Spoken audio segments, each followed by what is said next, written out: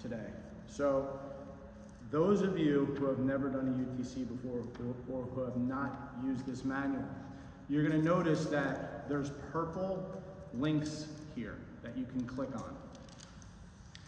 So if I'm talking about the phase 1 goals, for example, I'm talking about number 1, eating organic food. So if you click on it, which I will do now, it's going to take you to this YouTube video.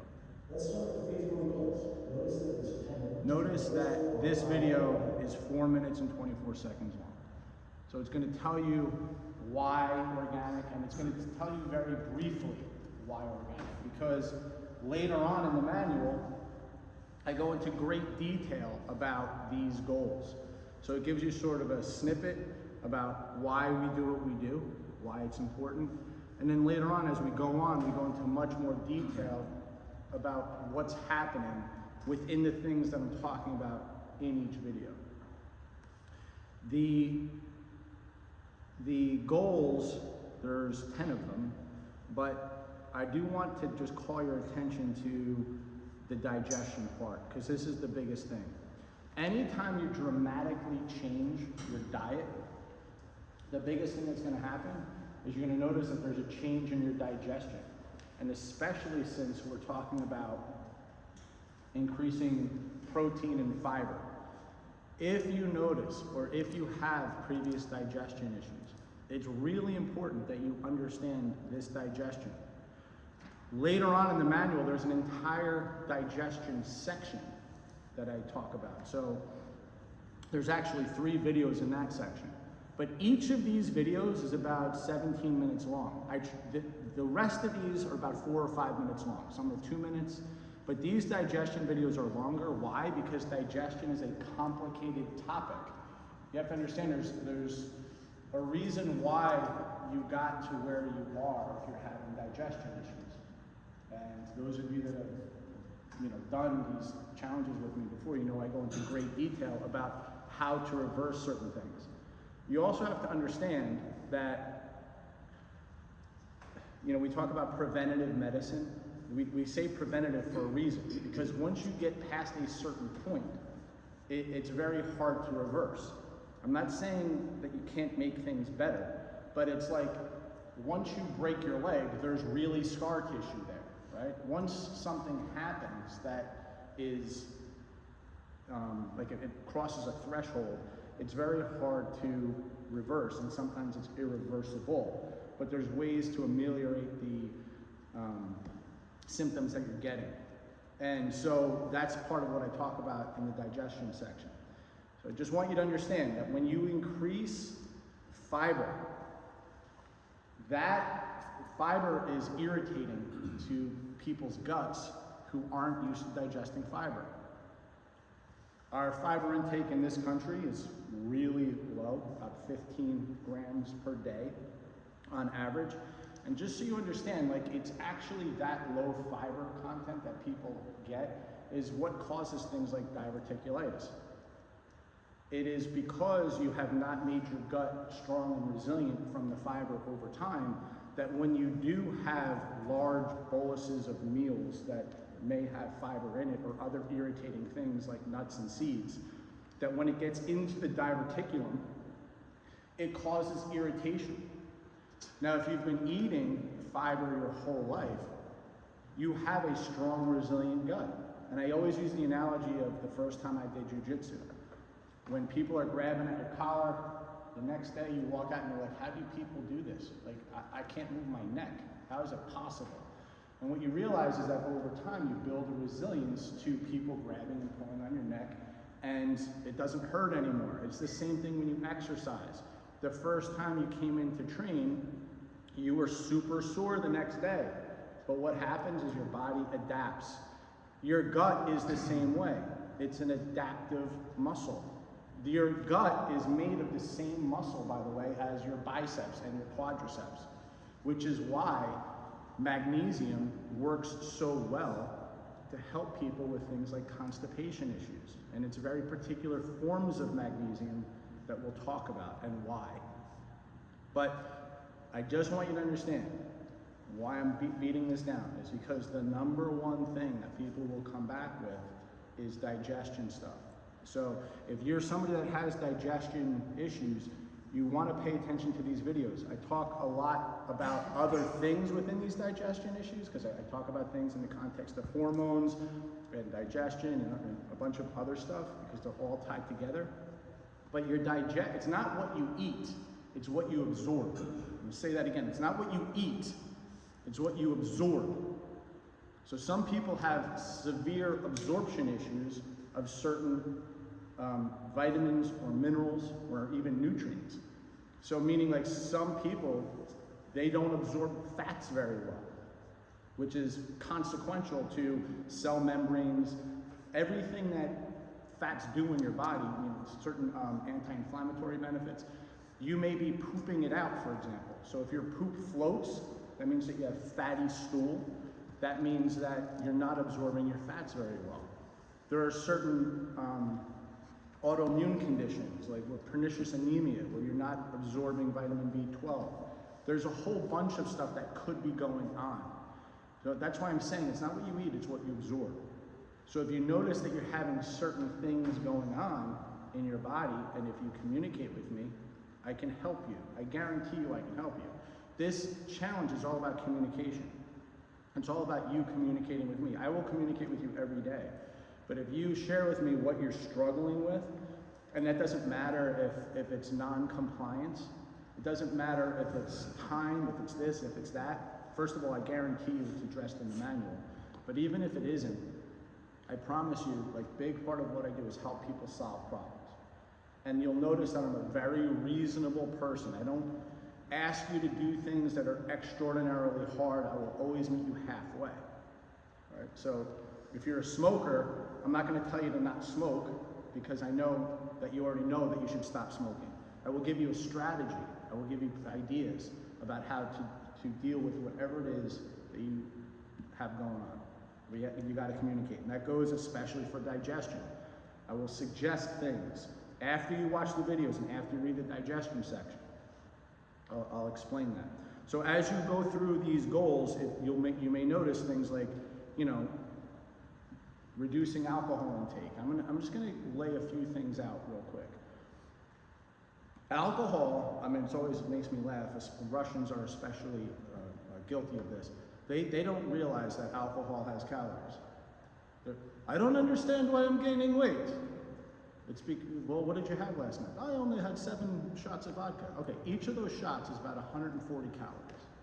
And I want you to understand, and we talked about this in the last seminar, but when you're getting 1,000 calories plus worth of alcohol, that's 1,000 calories that have no nutrients, no vitamins, no minerals. So you've just relegated 1,000 calories of the 22 or 2,400 calories that you had for the day to alcohol. Now you only have about 1,200 calories left to get your micronutrients, macronutrients, right? Which is good luck. It's hard to do that. And to get the protein and fiber intake that you need, that I'm telling you, in order to actually lose weight. Never mind all the problems that we know alcohol does to your liver, your brain, and everything else. And I'm not saying you can't drink some amount of alcohol. It's actually totally fine to have a glass of wine every night, meaning a 6-ounce glass. It's not like, you know, the giant goblet and you pour the bottle in there. It's a 6-ounce glass of wine every night is actually totally fine. We know that your liver can metabolize that. But that's not what happens. It tends to be binge drinking on Friday, Saturday, sometimes Sunday, whatever it is. The other big thing I want to talk about, real quick, and I don't address this in the manual, but it's just a function of the society that we live in. Marijuana is now legal, right? What is the strongest appetite stimulant known to man is cannabis. That's why we give it to cancer patients, so that they keep an appetite. So people that smoke a lot of weed understand that you're stimulating your appetite. So between alcohol and cannabis, just those two things, they pose a huge problem if your goal is to lose weight. Now, it doesn't affect everybody that way, but it affects most people that way. So keep that in mind. If your goal is to lose weight, why do people on Ozempic lose weight? Because it creates the opposite effect of cannabis. Ozempic makes you feel not hungry. And look at what happens. They lose weight. What I'm describing to you in this whole manual is how to have the same exact effect as Ozempic with food, without any of the side effects, without any of the problems that could, right? You will notice that your energy, and that's a big part of what I talked about in the last seminar, is if you do things right in a calorie deficit, you will have more energy, not less. If you do it wrong, meaning like if you're following cookie diets or fad diets that you know are just insane by nature, you will notice that yes, you may lose weight, most of that water weight in the first month. You will notice that you feel like crap the whole time. And the reason why is because you only have a certain amount of calories relegated to micronutrients, macronutrients, and that's why I went into all the details I went into about how and what's happening in mitochondria for energy production and what vitamins, minerals, and all that stuff actually need to be there and why you actually feel like crap via science, right? No speculation here. We don't speculate in the UTC. We just talk science and facts. What I want to go to in here, and I'll reiterate this real quick. The only way to be successful, because look, I dealt with emotionally disturbed kids for almost 20 years. Jim Buchanan was a peer of mine at Collier. And when it comes to behavior, I'm telling you, I know a lot of stuff about behavior, dealing with other people, kids, yourselves, myself, my own kids. I'm very objective at looking at my own self when it comes to behavior. And the number one rule when it comes to being successful, if you want to lose weight, I promise you, this is the number one rule. That's why it's called number one rule. Is if it's in your home, you will eat it. Meaning, if it's not supposed to be there, you're setting yourself up for failure. If it's not supposed to be there, you're going to set yourself up for failure because you will eat it. I guarantee it, without question. And the biggest thing that I get is that it has something to do with the kids or somebody else in the house, and it's not worth the fight, it's not worth the argument. Actually, yes, it is worth the fight. Yes, it is worth the argument. It's about having hard conversations. And that's a big part. You see that there's a purple thing here? For 4 minutes, I go into what hard conversations look like and what actually matters. The consequence of people being 40, 50, 60, 80 pounds overweight is so detrimental to people's health. It's hard for you to fathom. It's hard to fathom. 80% of disease in this country is metabolic disease. That means that it's caused by being overweight, which means it's preventable. I want you to just appreciate that. 80%. Think about how many trillions of dollars are spent on things that don't need to happen. They don't need to be there. We're wasting our own money. And it's preventable. And unfortunately, it starts at a young age. And it really does start with parenting. And here, I want to just play for you. I know I've talked about Michael Moss a lot in the past.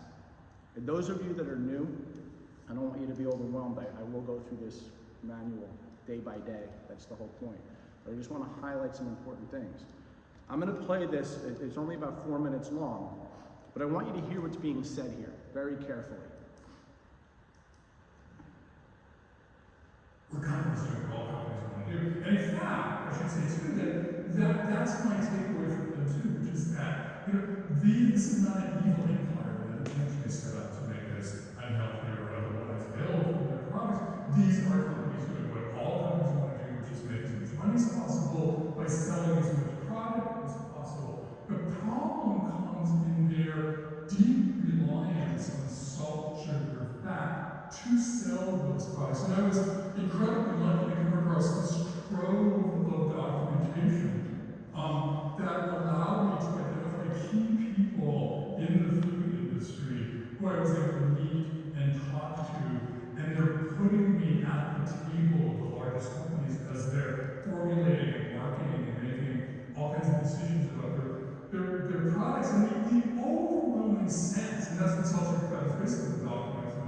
interviews with different people. And the overwhelming sense you get from that material is that this is an industry that's striving to get us not just to like their products, but to want more and more. And you know, as an investigative reporter, I'm supposed to follow the money. There's a lot of money to follow in this world of food. But I really fell in love with the language that the food companies use, talking to each other about their efforts to get us to want more and more.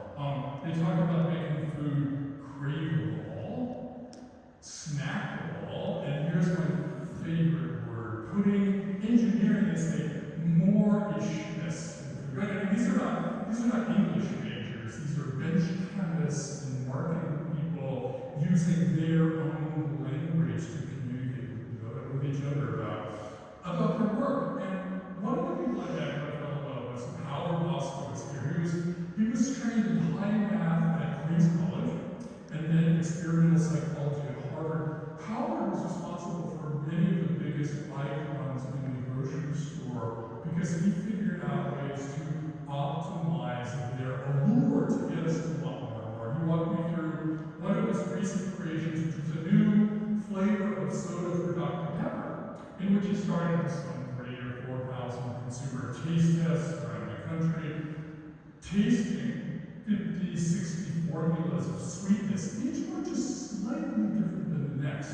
And then took the data, threw it in his computer, did his IMAP regression analysis thing, and out comes these bell curves like here. Except at the top of it is not like the dreaded little C that some students get graded on. It's the perfect amount of sweetness, not too little, not too much. And it was Howard Moskowitz who coined the term the bliss point, which you might have heard of, which is how the industry described internally its efforts to optimize the sweetness of the products. And the problem isn't that they perfected the bliss point for things we know and expect to be sweet, like soda or ice cream or cookies. The food companies have marched around the grocery store adding sugar to products that didn't used to be sweet before, so now bread has added sugar and a bliss point for sweetness. Yogurts can still have as much sugar per serving as some of them as ice cream. Pasta sauce, one of my favorite parts in the grocery store. We kind of marvel at some brands that have the equivalent of a couple of Oreo cookies with sweetness in it, tiny amount of serving. And what this has done is created an expectancy in us that everything should be sweet. So when you drag your 10-year-old over to the produce section and get them to try to eat more of those things we should all probably be eating more of, and they get those other tastes that Aristotle wrote about, right? The bitter and the sour. You're going to get a rebellion on your hands. And of course, that's what makes my boys here. Her what's called this now, but this is so typical. You know, it's basically Halloween every day in the grocery store. It's basically Halloween every day in the grocery store. So, you know, I wrote a book that talks about free will and how people don't realize all these things that play on you in the background of your mind that you have no idea that's going on. You have no idea until we study it. And this is just another example of what's happening in the food industry that kids at 5, 6, 7 years old have no idea. But I will tell you what does happen. By the age of 7, we know that the beta cells in the pancreas can morph in such ways that it sets children up to be much more, when I say much more, 95% more likely to become type 2 diabetic. That's happening as a child, all right? I'm saying this because we're the parents in the room. And when we look at what's happened to children over the past 25 years and the rise in type 2 diabetes, the reason why I'm sharing this information with you is because you as parents don't know what's happening, and they certainly don't know what's happening, but I'm going to tell you what's happening. This is what's happening. There's a war that's going on, and all right, it's affecting our children, it's affecting our nation. And if you guys actually read his books, they're both down here, it's called Hook, The other one is called salt, sugar, fat. There's another person by the name of David Sinclair who wrote a book. He used to be the head of the FDA. He talks about a lot of the same things that Michael Moss is talking about. There's a war that's going on. You don't know what's happening, but it's sabotaging our health. And if this doesn't leave some type of like disdain in your mind, then you're never going to get it. I mean, instead of like looking at food in your house and being like, yeah, let's just buy more Chips Ahoy. How about if you understood what's actually happening, and as a visceral response to oppose this trend, you just stop doing it because it's disgusting. It's a problem. It's affected you, it's affected our children, it's affected the nation. And the only way that this is going to reverse is if we take action through knowledge and actually recognize that you were sabotaged, truly sabotaged. It all happened, like in the middle of the night, so to speak, and it's been snuck into your home in nefarious ways that you don't understand. But this is what Michael Moss does. He exposes what happened. And the reason why David Sinclair left the FDA as the head of the FDA is because he was so disgusted with what was happening and how little we were doing as a country. And you cannot blame the food companies because at the end of the day, they're public entities who need to make profit. So what do they need to do? They need to sell more.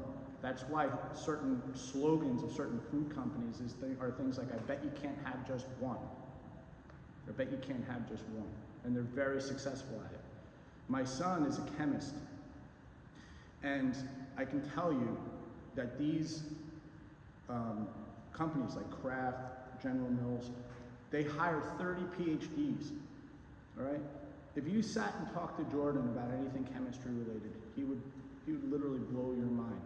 He's not a PhD. He doesn't even have a master's, but he knows a hell of a lot about chemistry. So we're talking about the people who are the most brilliant of the most brilliant. And you know what their job is? Is to find more ways to get you addicted to food chemically.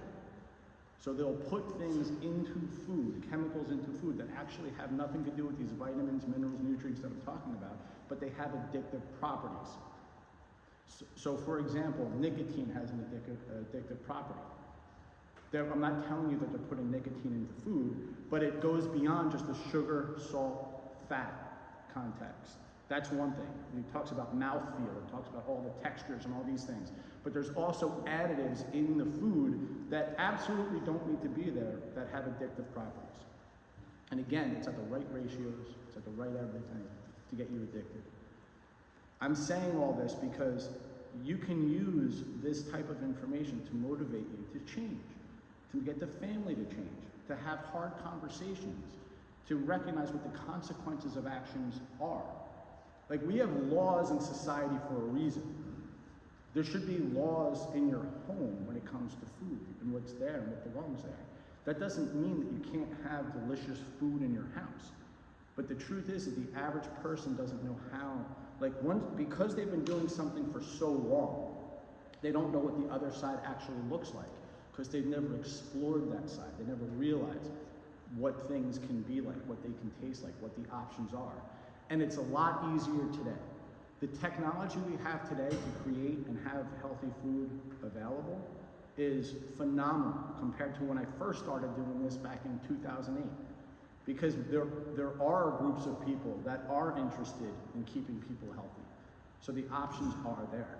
And that's part of what you're going to learn as you go through the UTC.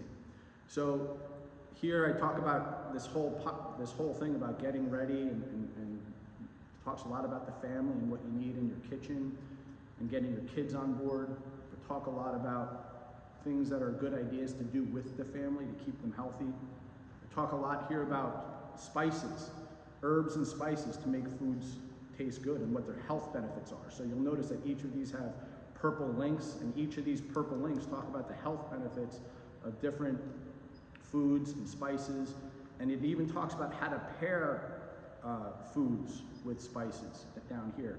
So for example, it'll tell you, like, use these foods or these spices with, different, pork or salmon or whatever. And you can notice that I spend a lot of time talking about that particular information. So, this is interesting. Why was this cut off? Let's see what's going on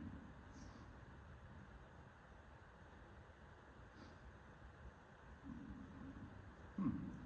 Kind of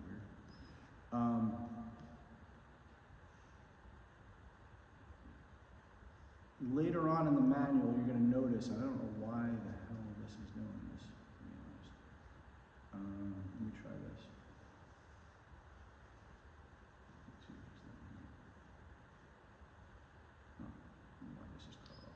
Refresh the browser. Let me,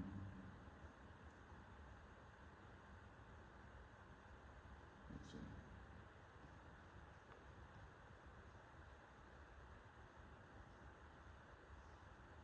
Yeah, here we go. Good call. Thank you. All right. So, same thing here. I go into a lot of things about, sleep and tips and all these things, but I do want to get into very quickly food options here. So, when it comes to containers, using these containers, I'm not asking you to do this forever. I want to be clear. The reason why you do these containers is because people don't understand what servings actually are. When you fill a container with protein, when you fill a container with carbohydrates, you're going to notice there's actually quite a bit of food there that I'm asking you to eat. And unless you actually do that and measure it, people don't know how much food they're actually eating. So I'm asking you to measure this. The other thing is what you measure, right, you pay attention to, meaning like you get actual feedback. So if you're just guessing and you relegate your food to what I'm telling you to do, you're going to notice that there is a massive difference and change in the body. Understand that at first, when you start going into a calorie deficit, it's a little difficult. You get a little uncomfortable because you're losing weight. Your body doesn't want to change, it wants to stay the same. It's telling you, hey, there's a problem, we're starting to, lose some of you, you're starting to disappear, and then your urge is going to be to eat more food. And I talked about this in the last seminar, like what's actually happening there. Your body wants homeostasis. So anytime you start losing weight, your body will start finding ways to actually conserve energy. Think about that. It knows you're in a calorie deficit. You will literally find ways to move less. That means blink less. That means fidget less. There's a whole bunch of things that your body will do to try to conserve energy when you're in a calorie deficit. So that's part of what I'm sort of driving at here is once you get to a certain threshold, right? The process of losing weight has to be a lifestyle. You have to adopt a lifestyle because the only way that you're going to get back to a weight that's, in that normal BMI index is if you recognize that over time, adopting a lifestyle is the thing that's going to help you lose weight. And ideally, you're losing a pound to a pound and a half at first per week. That means that you're losing, on average, 50 to 80 pounds a year. Anybody who is in this to try to lose, 100 pounds in 8 weeks, like you're doing the wrong program. The whole point is to show you how to live a lifestyle that will make you never have to battle this ever again. Because the yo-yo dieting is what we see. 95% of all people, 95% of people who have followed any diet will put all of the weight back on and more within 2 years. That's a statistical fact. I don't care if you lost 3 pounds, I don't care if you lost 70 pounds. If you lost weight, you will put all of it back on and more. That's 95% of people. So it's 5% of people that actually learn and implement something and keep it a lifestyle. And again, the reasons for that are interesting. And a lot of it has to do with what your brain is doing to get you back to what it knows as homeostasis. So that's why you want to use these containers at first. And then once you learn after 8 weeks what it looks like, what it feels like, you certainly don't have to keep doing this. And these are all food options for you guys as far as carbohydrates. There's a lot of food here. Carbohydrates, what that looks like, what fats look like.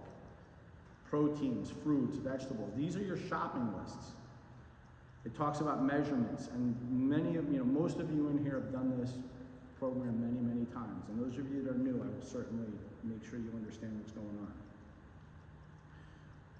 But then we also talk a lot about carbs. So I've talked about fiber. So most of your carb intake should have fiber in it. But we have also talked about resistant starches.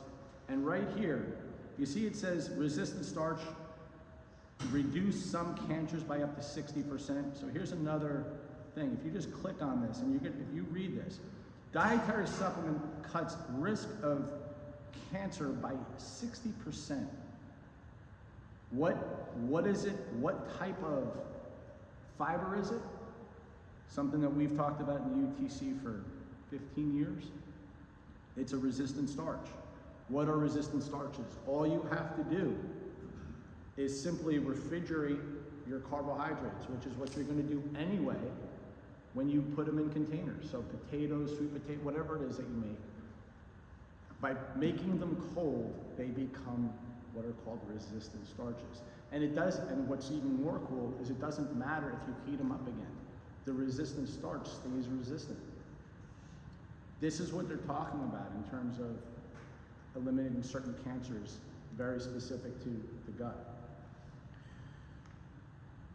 I talk a lot about fats here and different forms of fats. We will get into all that stuff. I will talk a lot about high potassium foods. And you see these 4 studies right here?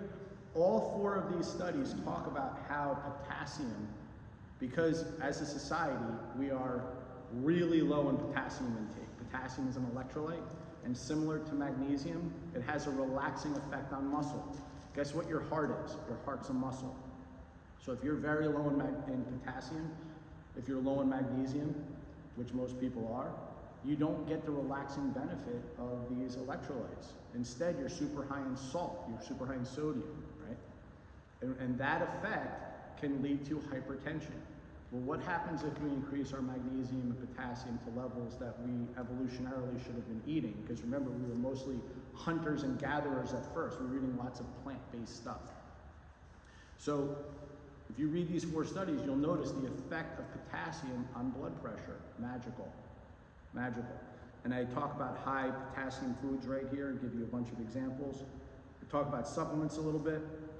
But here, when we talk about this body color system, I just want to be very clear. This is for men. So for example, I'm 5'10", okay? So you want to find out where would you be in here?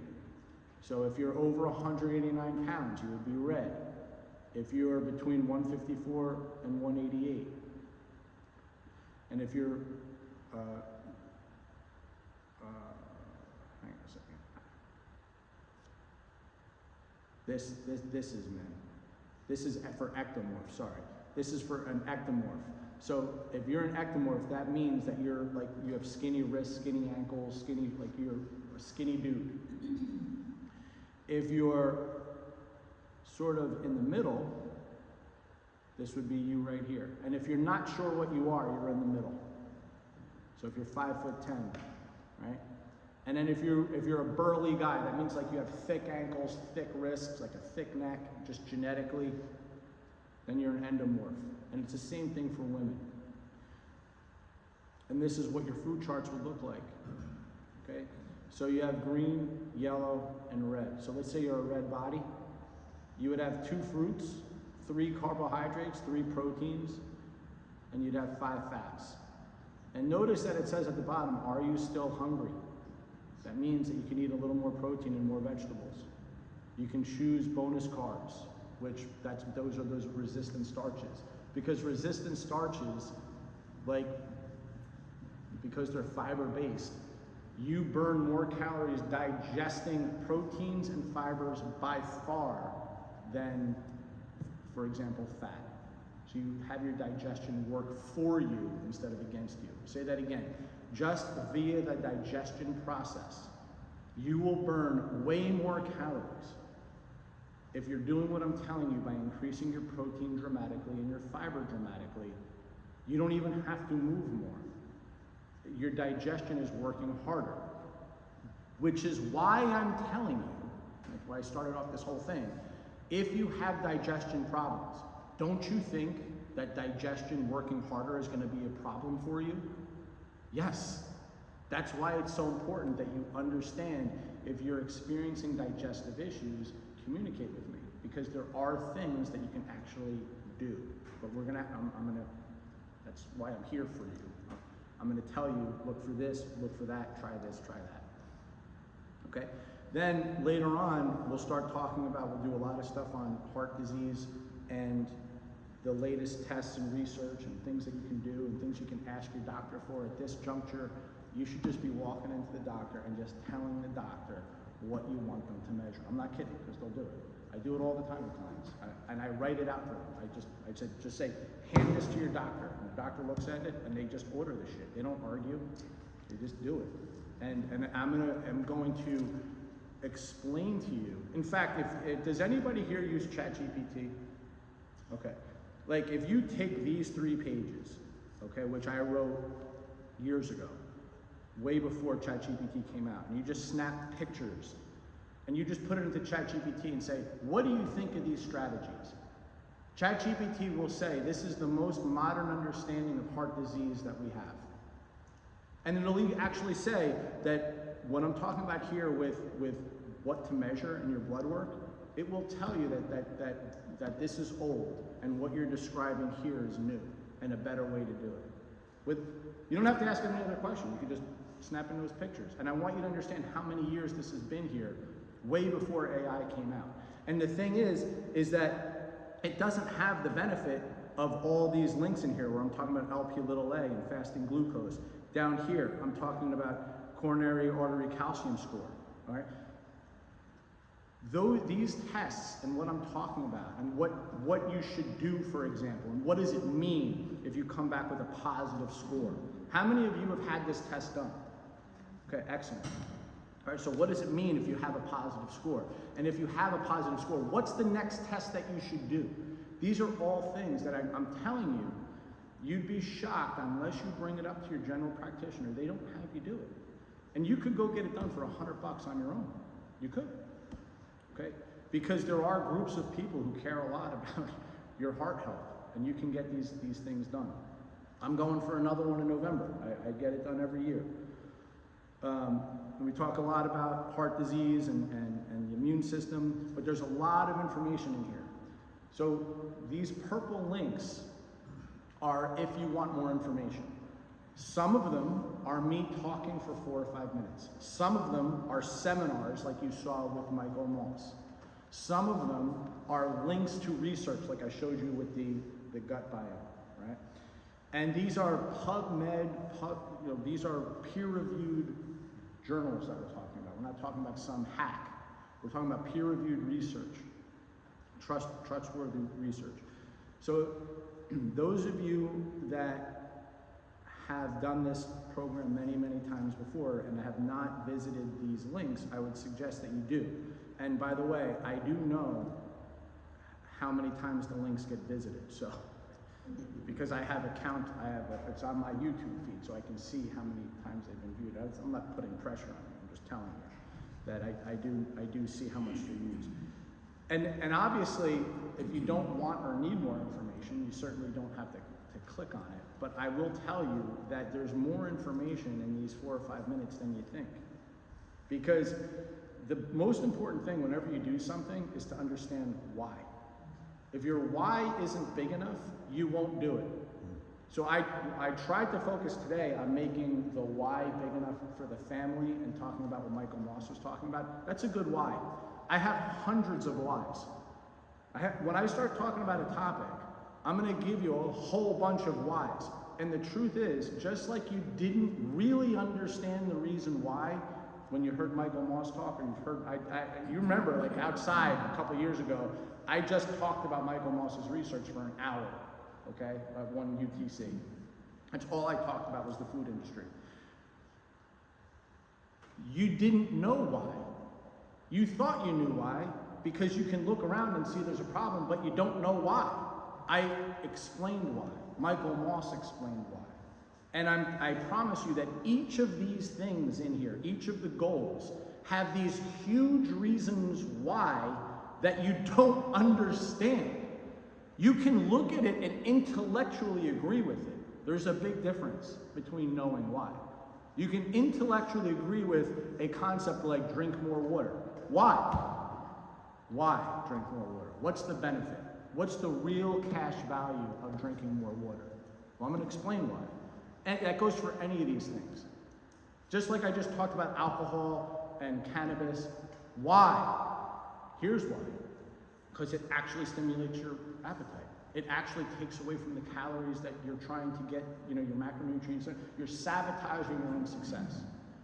So success looks a particular way, unfortunately. And the more you deviate from what it looks like, the less successful you'll be. So if you take yourself very seriously, you will try to align with what I'm telling you to do as best you can.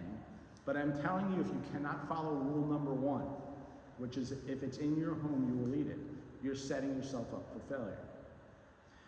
This is like, we're like getting onto a sailboat and we're traveling really far.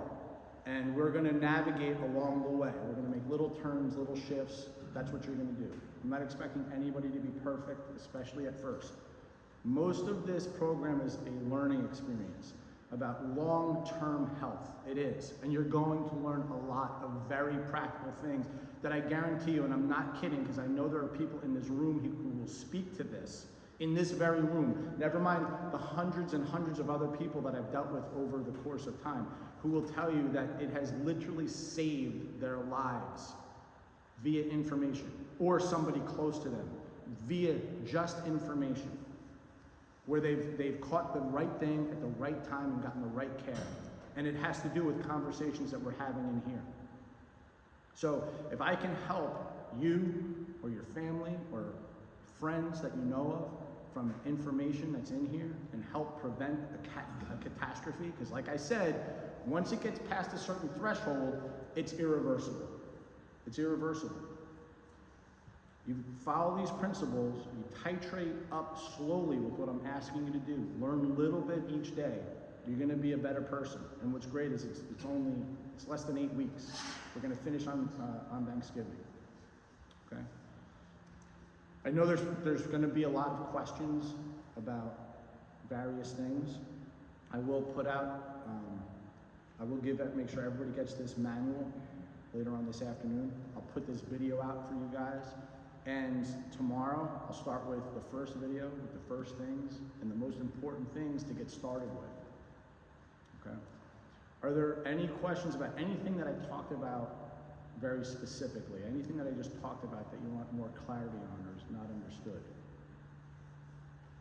From the last meeting as well, one of the things that I wanted to hear about was the water consumption. Yep.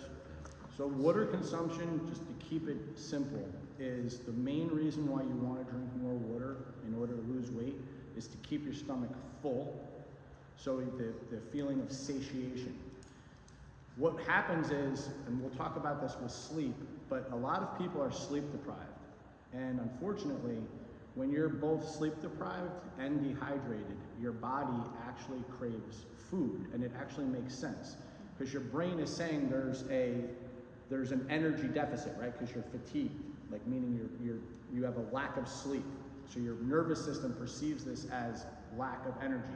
So how does the body get energy? Through what? Food, right? Through sleep and through food. So if you're dehydrated, remember we talked about, if you were here in the last seminar, we talked about metabolic water, how the body actually creates its own water. So that's why when you're dehydrated, right, and you lack sleep, your body will say, we need more food. We need more food. So you want to stay hydrated, you want to stay well rested, and you can also use water to your advantage between meals to keep your stomach full because it's unbelievably effective. That doesn't mean have a gallon and a half of water with a meal. You can have some water with meals, meaning like 6 to 8 ounces, but most of your water should be between meals, meaning like give yourself about a half an hour before, half an hour after to get that stomach into the, to get the food into the small intestine. Mike. Tom, what is it that is bad to drink water while you're eating your meal? Yeah, so very basic concept here is you can have water with your meals, like 6 to 8 ounces is fine. But when you're drinking a large amount of water, after you chew your food and you swallow it, what is it that's in your stomach that passes that food to the duodenum, which is the first part of the small intestine? What's being done in the stomach? Stomach acid. What does water do to acid? It dilutes it, right? So food, once you chew it and once you swallow it, when it's sitting in the stomach, that stomach acid turns it into a very particular thing called chyme. That's the name of it. It's called chyme. And it's supposed to look a certain way via the melting of food. The stomach acid melts that food and then passes it to the duodenum. And the duodenum expects it to be chyme. The problem is that people who have stomach acid issues, as you get older, your stomach acid actually gets less acidic.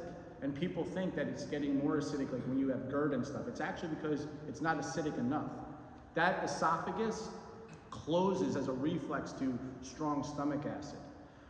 We'll talk a lot about all of this stuff, I promise you, but you want really good, strong stomach acid, and you want that stomach acid to work for you, not against you.